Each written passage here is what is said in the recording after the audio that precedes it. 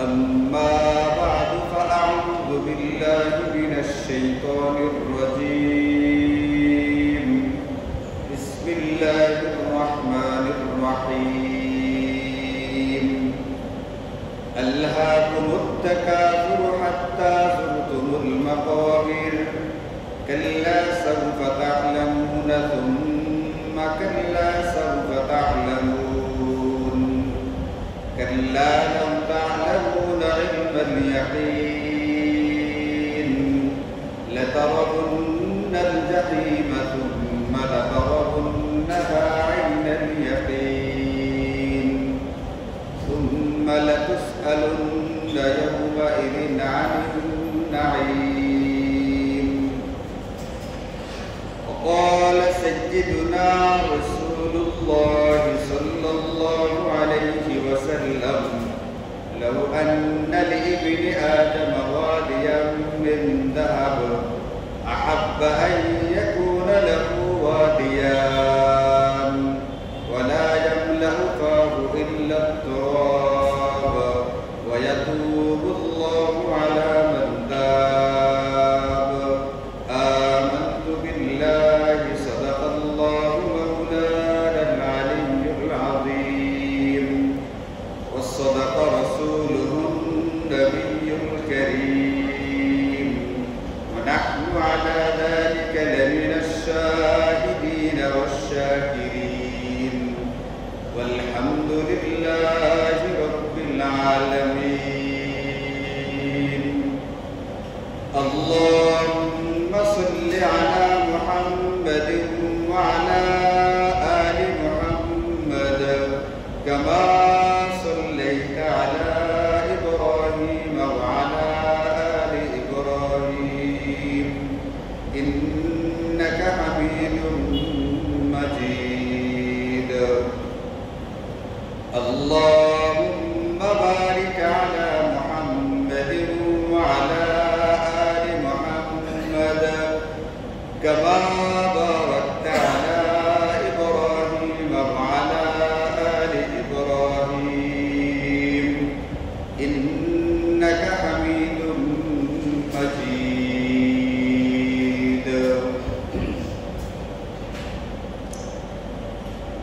আল্লাহ পাকের মেহেরবানিতে আপনাদের সামনে কুরআন কারীমের যে সূরা তেলাওয়াত করেছি এই সূরার নাম হচ্ছে সূরাতুত তাকাসুর। তাকাসুর মানে হচ্ছে একজন ব্যক্তি আরেকজনের চেয়ে সম্পদে এগিয়ে যাওয়ার চেষ্টা করা, প্রতিযোগিতা করা। ধন সম্পদ, পার্থিব ভোগ বিলাসিতার যে সামগ্রীগুলো আছে এইগুলোর ক্ষেত্রে অন্যের চেয়ে এগিয়ে যাওয়ার জন্য প্রতিযোগিতা করতে থাকা, এটাকে বলা হয় থাকে তাকাসুর। এখন আল্লাহ তাআলা কুরআনে কারীমে এই সূরাতুত তাকাসুরের ভিতরে মানব জাতির একটা মন্দ স্বভাবের আলোচনা করেছে। আল্লাহ পাকের দৃষ্টিতে যেটা মন্দ, আল্লাহ পাকের দৃষ্টিতে যেটা অপছন্দের, এমন একটা স্বভাবের আলোচনা আল্লাহ পাক করে এই গোটা মানব জাতিকে সজাগ এবং সতর্ক করেছেন, তাদেরকে সাবধান করে দিয়েছে। সূরা তাকাসুর মাত্র 3 লাইনের ছোট্ট একটা সূরা। আগে এই সূরার শাব্দিক অনুবাদ বা তরজমা যেটা আছে আমরা একটু শোনার চেষ্টা করি। এই সূরার ভিতরে আল্লাহ তাআলা কি বলেন। আল্লাহ বলছেন যে আলহাকুমুত তাকাসুর, দুনিয়ার মানুষ এই পার্থিব সম্পদ এবং ভোগ বিলাসী পণ্যের প্রতিযোগিতা তোমাদেরকে উদাসীন করে ফেলেছে।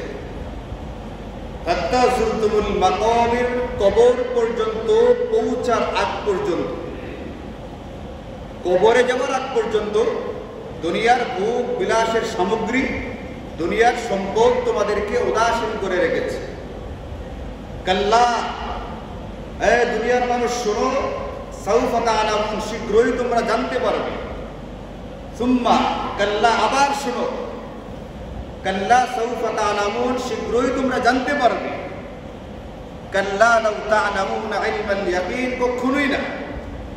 যদি তোমরা এই যে তোমরা এক ধরনের অসুস্থ প্রতিযোগিতায় লিপ্ত আছো, এটার বাস্তবতা সম্পর্কে জানতে, তাহলে কখনোই তোমরা এমনটা করতে না।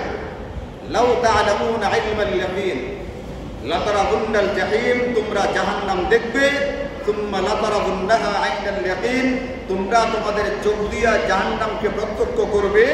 এবং সুম্মা লাতুসআলুন্না ইয়াওমা ইযিন আনিন নাঈম, শীঘ্রই তোমাদেরকে তোমাদের দুনিয়াতে যেগুলো ভোগ বিলাসিতার জন্য দেওয়া হয়েছিল, তোমাদেরকে যত রকমের নাজ নিয়ামত দেওয়া হয়েছিল, এই সম্পর্কে তোমাদেরকে অতি শীঘ্রই জিজ্ঞেস করা হবে।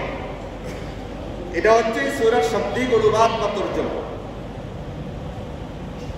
এই সূরার ভিতরে আল্লাহ তাআলা, ছোট্ট একটা সূরা মাত্র 3-3.5 লাইনের, কিন্তু এই সূরার ভিতরে আল্লাহ তাআলা আমাদের মানব জাতির ভিতরে একটা মন্দ স্বভাবের যে আলোচনা করেছেন।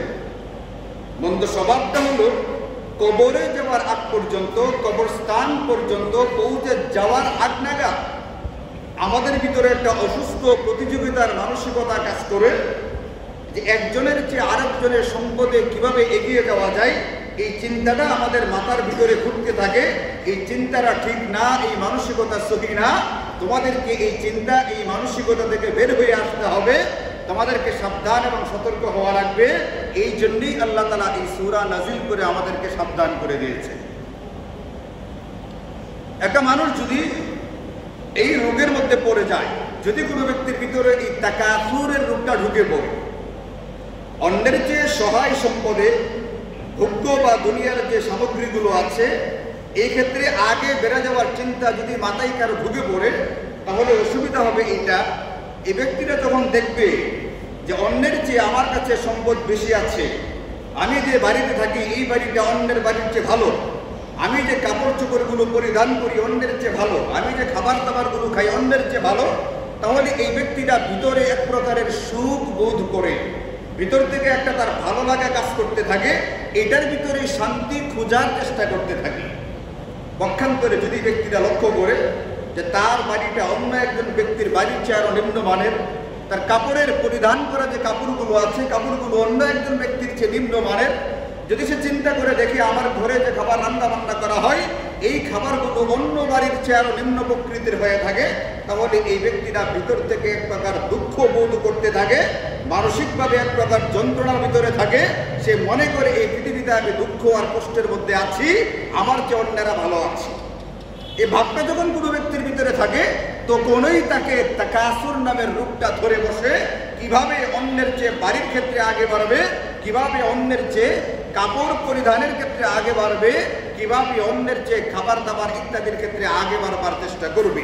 এবং তখন তার ভিতরে এই প্রতিযোগিতার মানসিকতাটা এতটাই বেশি থাকে যে আল্লাহ বলেন যে ওমা খালাকতুল জিন্না ওয়াল ইনসা ইল্লা লিয়াবুদুন, তাকে দুনিয়াতে যে উদ্দেশ্যে পাঠানো হয়েছিল, যে মাকসাদকে সামনে রেখে তাকে দুনিয়াতে পাঠানো হয়েছিল, সে তার মূল মাকসাদ বা লক্ষ্যটাই ভুলে যায়, মূল জিনিসটাকে সে ভুলে যায় ওই অসুস্থ প্রতিযোগিতার পিছনে পড়ে যাওয়ার কারণে। এখন আল্লাহ বলেন তোমরা যেন ওই অসুস্থ প্রতিযোগিতার পিছনে পড়ে না যাও, তোমাদের ভিতরে তাকাসুরের রূপটা যেন ঢুকে না পড়ে, এই জন্য কুরআন কারীমের বিভিন্ন আয়াতে কারিমাতে, এমনকি বিভিন্ন সূরার ভিতরে আল্লাহ তাআলা দুনিয়াতে আল্লাহ পাক সম্পদ কেন তৈরি করলেন, সম্পদ তৈরি করবার মাকসাদটা কি, কি জন্য সম্পদ তৈরি করা হলো, এইগুলোর মাধ্যমে দুনিয়াতে মানুষকে কি করা হইতেছে, কি পরীক্ষা নিরীক্ষা নেওয়া হচ্ছে, এইগুলো আল্লাহ তাআলা বারবার কুরআন কারীমের একটু পরে পরে উল্লেখ করে দিয়েছে।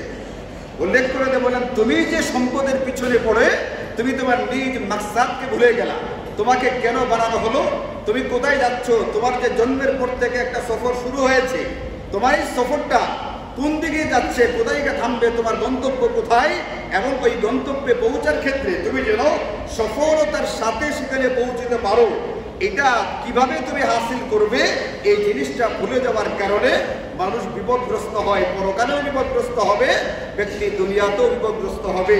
আল্লাহ তাআলা মানুষকে পরকালীন ওই বিপদ থেকে বাঁচাবার জন্য এবং দুনিয়াতেও তাকে অশান্তি থেকে বের হওয়ার জন্য রাস্তা বলে দিয়েছেন কুরআন কারীমের বিভিন্ন আয়াতের ভিতরে বারবার, দুনিয়ার সহায় সম্পদ সৃষ্টি করবার মাকসাদগুলো বলার মধ্য দিয়া।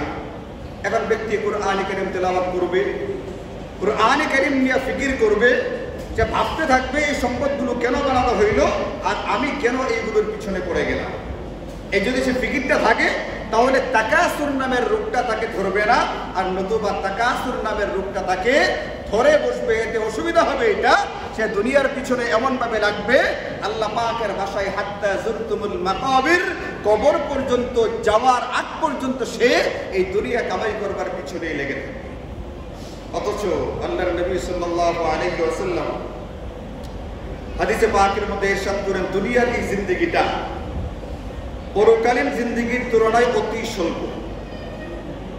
দুনিয়ার হায়াতটা আমাদেরকে অতি স্বল্প সময়ের হায়াত দেওয়া হয়েছে। এমনকি যদি পরকালের সাথে তুলনা করা হয়, তাহলে পরকালীন হায়াতের তুলনায় এক মুহূর্ত হবে না দুনিয়ার জিন্দেগিটা।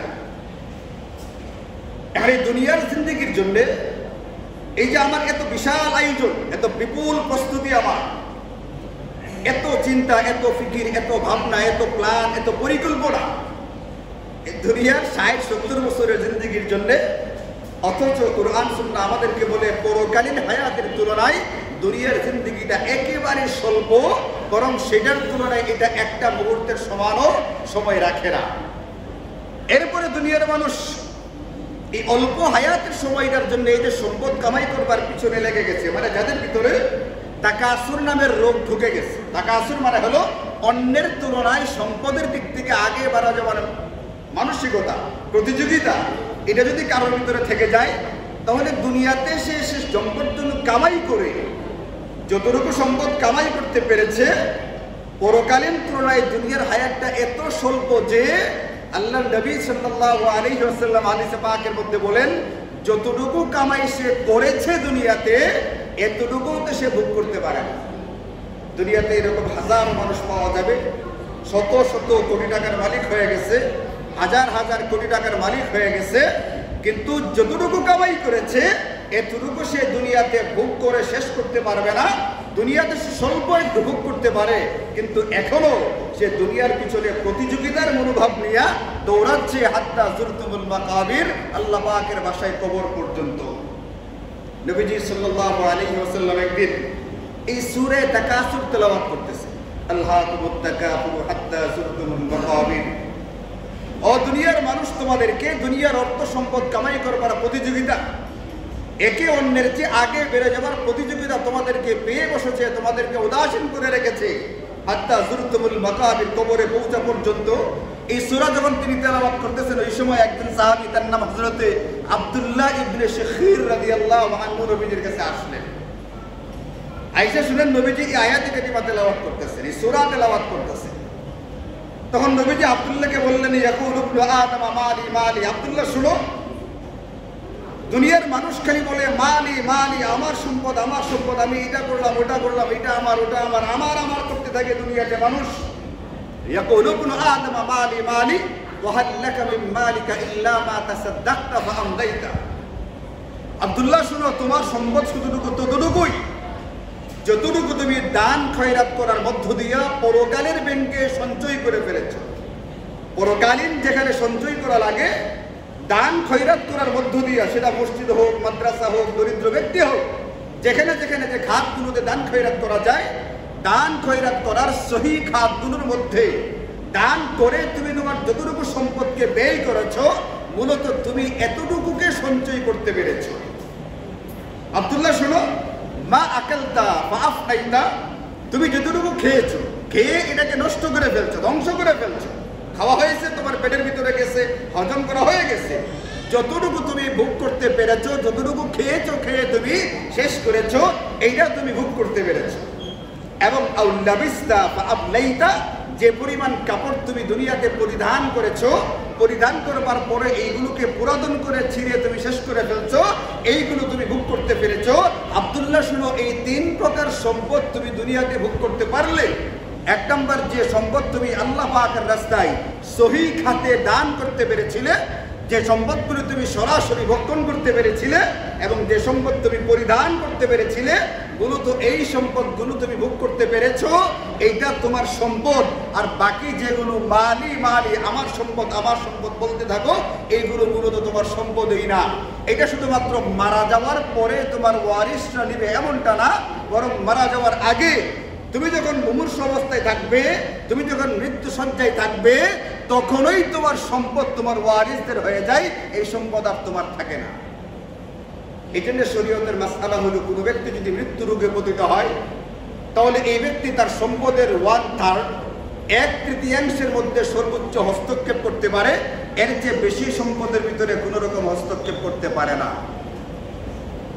যদি অভিজ্ঞ ব্যক্তিরা মনে করেন এই ব্যক্তিরা মৃত্যু রোগে পতিত হয়েছে, সে যে রোগে পড়েছে এটা তার শেষ রোগ, এখান থেকে আর উঠবে না, সে মারা যাবে, এই মারা যাওয়া ব্যক্তিরা যদি মারা যাওয়ার আগে যদি দান খয়রাত করে, এই কথা ঘোষণা করে, আমি আমার সম্পদের অর্ধেক সম্পদ কাজী রোড মসজিদের দোতলার কাজটা পরিপূর্ণ করবার জন্য আপনাদেরকে দান করে গেলাম, তাহলে তার এই দানটা কার্যকর হবে না ইসলামের দৃষ্টিতে। এই মসজিদ কমিটির সভাপতি, সেক্রেটারির, ক্যাশিয়ারের অধিকার নাই এই ব্যক্তির সম্পদ থেকে অর্ধেক সম্পদ নিয়ে নেওয়া, কারণ মৃত্যু রোগে পতিত হওয়ার পরে সে তার মাত্র 1/3 সম্পদের মালিক থাকে, বাকিটা সে মালিকই থাকে না। এখন যদি অর্ধেক দান করে তাহলে 1/3 বেশি হয়ে যায়। নবীজি বলেন যে ইয়াকুলু ইবনু আদম মালি মালি আব্দুল্লাহ, দুনিয়ার মানুষ এই কথা বলে আমার সম্পদ আমার সম্পদ, অথচ সম্পদ শুধুমাত্র ততটুকু যতটুকু দান খাইরাত করেছে, যতটুকু সে ভোগ করেছে, যতটুকু পরিধান করার মধ্য দিয়ে ব্যবহার করেছে, এতটুকুই তার সম্পদ, বাকিগুলো কিন্তু তার সম্পদ না।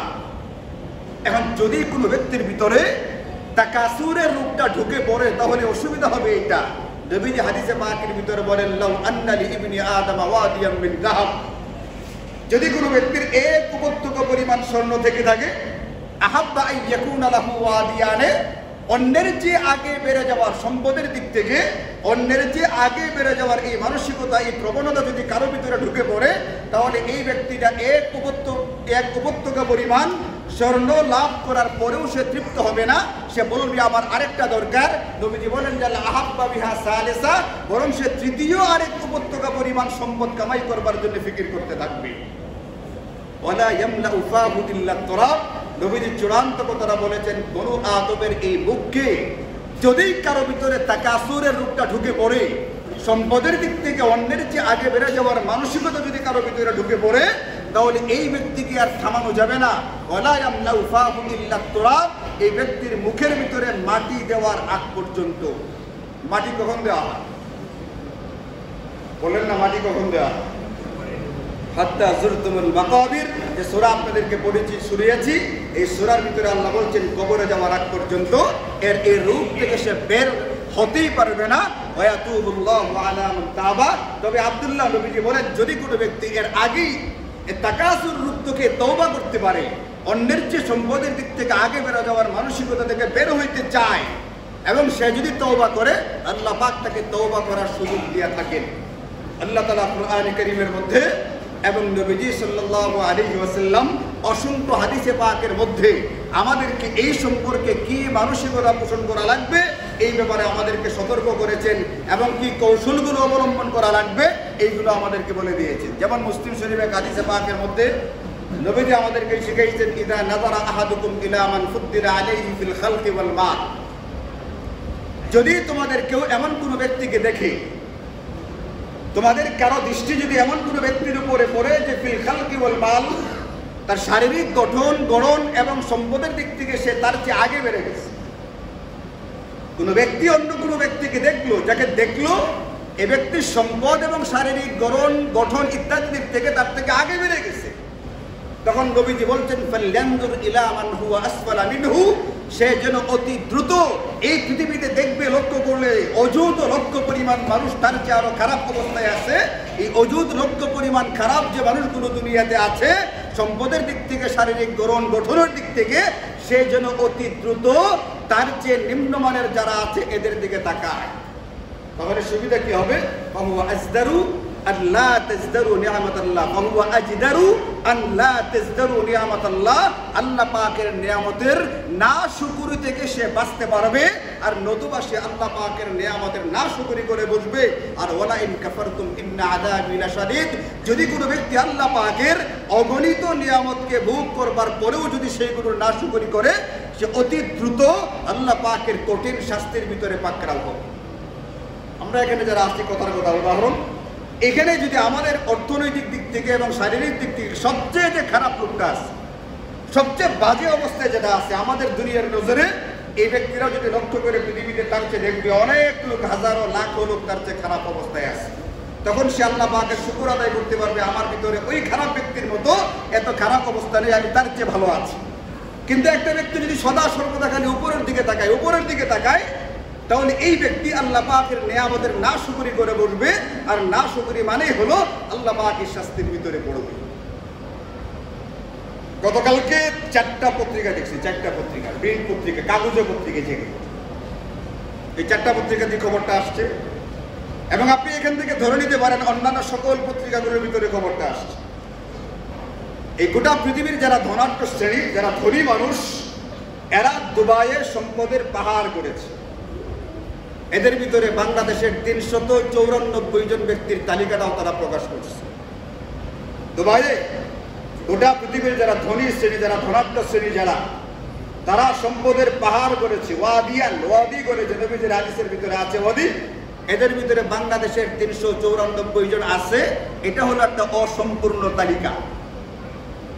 এদের ভিতরে রাজনীতিক আছে, এদের ভিতরে ব্যবসায়ী আছে, এদের ভিতরে অর্থ পাচারকারী আছে, এদের ভিতরে আন্তর্জাতিকভাবে যারা অপরাধী, যারা নিষিদ্ধ গোটা পৃথিবীতে, এমন লোকেরাও আছে। এই যে মানুষগুলো সম্পদের পাহাড় দুবাইয়ে গড়েছে, এদের ভিতরে সবাই কিন্তু দুবাই অবস্থান করতেছে না। অনেক মানুষ যে যার দেশে অবস্থান করতেছে, গোটা পৃথিবীর একটা রিপোর্ট এটা, যে যার যার মতো দেশে অবস্থান করতেছে। দুবাইয়ে যে সম্পদের পাহাড় করা হলো, এদের ভিতরে 60 বছর 70 বছরের ব্যক্তিও আছে না? এই 60-70 বছরের ব্যক্তিওয়ালারা কি মনে করতেছে দুনিয়াতে আরো 1000 বছর বাঁচবে, এবং দুবাইয়ে পাহাড় পরিমাণ সম্পদ যে সে জমা করেছে, বৈধ অবৈধ বিভিন্নভাবে সম্পদগুলো গড়েছে, এই সম্পদগুলো সে ভোগ করবে। এই স্বপ্ন নিয়ে সে যে সম্পদ গড়ছে, আসলে কি ভোগ করতে পারবে? আল্লাহর নবীর হাদিস পরিষ্কার বলে দিয়ে গেছেন, আব্দুল্লাহ, যেগুলো তুমি খেলে, যেগুলো পরিধান করলে, আর যেগুলো তুমি দান খয়রাত করতে পারলে মসজিদের দান বক্সের ভিতরে, শুধুমাত্র এইগুলো তোমার সম্পদ, বাকি সম্পদগুলো তোমার না। এইগুলোর ভিতরে কোনো কোনো সম্পদ আবার এমন হবে যারা তাদের ওয়ারিসরা পাবে, আবার এমনও ব্যক্তি থাকবে যারা ওয়ারিসরা ওই সম্পদ আর উদ্ধার করে আনতে পারবে না। কিন্তু সম্পদগুলো কার, কোত্থেকে কামাই করা হয়েছিল, এর হিসাবটা পাই টু পাই আল্লাহ পাকের দরবারে দেওয়া লাগবে। লা তাজুলু কদামা ইবনে আদামা হাত্তা ইসআলা আন খামস। 5টা প্রশ্নের উত্তর না দিয়া বনি আদম দুনিয়ার কোর্ট কাছারি থেকে রাজনৈতিক প্রভাব খাটিয়ে, অন্যান্য প্রভাব খাটিয়ে সে পার পাইতে পারে, আল্লাহ পাকের কোর্ট থেকে একটা কদম পর্যন্ত আগে বাড়তে পারবে না। এই সম্পদ তুমি কোত্থেকে কামাই করেছিলে এবং কোথায় ব্যয় করেছিলে, হিসাবটা না দিয়া। 1000 কোটি টাকা দুবাইয়ে যে করা হয়েছে পাহাড় পরিমাণ সম্পদ, এই সম্পদ কোত্থেকে কামাই করেছিলে, এর হিসাবটা আগে দেও, এরপরে যাও। এই জন্য হাদিসে পাকের ভিতরে আছে, দুনিয়ার যারা দরিদ্র শ্রেণী, যারা একটু অর্থ সম্পদের দিক থেকে কম সম্পদের অধিকারী, এরা ধনীদের 500 বছর আগে জান্নাতে যাবে, যদি জান্নাতে যাওয়ার মতো নেকিগুলো কামাই করতে পারে, নিজেকে গুনাহ থেকে বাঁচাইতে পারে। ধনীদের 500 বছর আগে জান্নাতে যাবে। আপনি পরকালীন 500 বছর কি মনে করছেন দুনিয়ার 500 বছরের সমান? দুনিয়ার যদি 500 বছর হয়, তাও তো এটা কত লম্বা একটা সময়, যেখানে একটা ট্রেনের টিকিটের জন্য 2 ঘন্টা 3 ঘন্টা দাঁড়ায় থাকতে গিয়ে একদম বের হয়ে যায়। ওইখানে জান্নাতের টিকিটটা পাইবার জন্য ইমিগ্রেশনের নামে যদি আপনাকে পরকালের পোর্টের ভিতরে 500 বছর দাঁড় করে রাখা হয়, তাও যদি হালাল সম্পদ হয় তাহলে তো হিসাব দিতে পারবে। আর যদি সম্পদ এটা অবৈধ হয়, কোরআন সুন্নাহর দৃষ্টিতে যদি অবৈধ হয়, আমার আপনার দৃষ্টিতে না, কোরআন সুন্নাহ বলবে কোনটা বৈধ কোনটা অবৈধ, তাহলে তার ইমিগ্রেশন শেষ হইতে কত 500 বছর যে লাগবে, এটা আল্লাহ পাক ভালো জানে। দুনিয়াতে যারা সম্পদের হিসাব দিতে চায়, যারা কর দেয়, আপনি প্রতি নভেম্বর ডিসেম্বরে দেখবেন যে কর অফিসে কর মেলা হচ্ছে, মানুষ টাকার হিসাব দেওয়ার জন্য ফাইল নিয়ে পিছনে ঘুরতেছে অফিসারদের পিছনে, এমনকি টাকা দিয়া পর্যন্ত ফাইলটাকে কোনো ক্রমে গছাই যে আমার থেকে বুঝে নেন হিসাবটা। এই সম্পদের হিসাব দেওয়ার জন্য দাঁড়ে দাঁড়ে ঘুরতেছে। দুনিয়ার একটা সাধারণ একটা কি পরিমাণ সম্পদ কামাই করছে সে, এই পরিমাণ সম্পদের হিসাব দেওয়ার জন্য এই যে অফিসে কর অফিসে ঘুরতে থাকে, সেখানে আল্লাহ পাকের আদালতে নবীজির ফতোয়া লা তাজুলু কদামা ইবনে আদম, 5টা প্রশ্নের উত্তর না দিয়ে আগে বাড়তে পারবে না। এই জন্য মেরা ভাইও সূরা তাকাসুরের যে মূল কথাটা আমি আপনাদেরকে যে আলোচনা শুরু করেছিলাম এই পত্রিকার খবরটা থেকে, যে তাকাসুর মানে হচ্ছে সহায় সম্পদের দিক থেকে অন্যের চেয়ে আগে বেড়ে যাওয়ার মানসিকতা, প্রবণতা। তাকাসুর মানে হলো সম্পদের দিক থেকে, দুনিয়ার ভোগ্য সামগ্রী ইত্যাদির দিক থেকে অন্যের যে আগে বেড়ে যাওয়ার মানসিকতা, প্রবণতা, এটা যেন কারো মধ্যেই কখনোই না আসে। এটা খুব ভালো করে খেয়াল রাখা লাগবে। প্রয়োজন পরিমাণ সম্পদ কামাই করবে, এটা শরীয়তে নিন্দনীয় না। আমি আপনাদেরকে পহেলা মেয়ের আগের বয়ানের ভিতরে বলেছিলাম, তলাবু কাসবিল হালালি ফরিদাতুন বাদাল ফরিদা, জরুরত পরিমাণ রিজিক তালাশ করা এটা মৌলিক বা প্রধান ফরজগুলোর পরে দ্বিতীয় পর্যায়ের একটা ফরজ ইবাদত। হালাল রিজিক তালাশ করবে, নিজের জরুরত পূরণ করা হবে। হালাল রিজিক তালাশ করা হবে, নিজের স্ত্রী সন্তানের জরুরত পূরণ করা হবে। হালাল রিজিক তালাশ করবে, যাকাতের মতো একটা গুরুত্বপূর্ণ ইবাদতের ভিতরে অংশগ্রহণ করতে পারবে। হালাল রিজিক তালাশ করবে, কুরবানি আসতেছে, কুরবানির আমলের ভিতরে অংশগ্রহণ করতে পারবে। হালাল রিজিক তালাশ করবে, হজ উমরার মতো মহান আমলগুলোর ভিতরে অংশগ্রহণ করতে পারবে। এই জন্য হালাল রিজিক কামাই করা এটা কিন্তু শরীয়তে নিন্দনীয় না, কিন্তু রিজিকটা হালাল হওয়া লাগবে, পথ এবং পদ্ধতিটা হালাল হওয়া লাগবে, কোরআন সুন্নাহর দৃষ্টিতে বৈধ হওয়া লাগবে। নিজের মন মতো নিজের যুক্তিতে হালাল ঘোষণা করলে হবে না, বৈধ ঘোষণা করলে হবে না। এবং নিজের ভিতরে তাকাসুরের মন্দ স্বভাবটা না থাকতে হবে। তাকাসুর মানে আগেই বলছি, বারবার বলছি, অন্যের যে সম্পদের দিক থেকে আগে বেড়ে যাওয়ার মানসিকতা, এই মানসিকতা ভিতরে না থাকতে হবে। আল্লাহ তাআলা আমাদের সকলকে এই তাকাসুরের মানসিকতা থেকে হেফাজত করুন এবং দুনিয়াতে হালাল রিজিক তালাশ করবার তৌফিক দান করুন।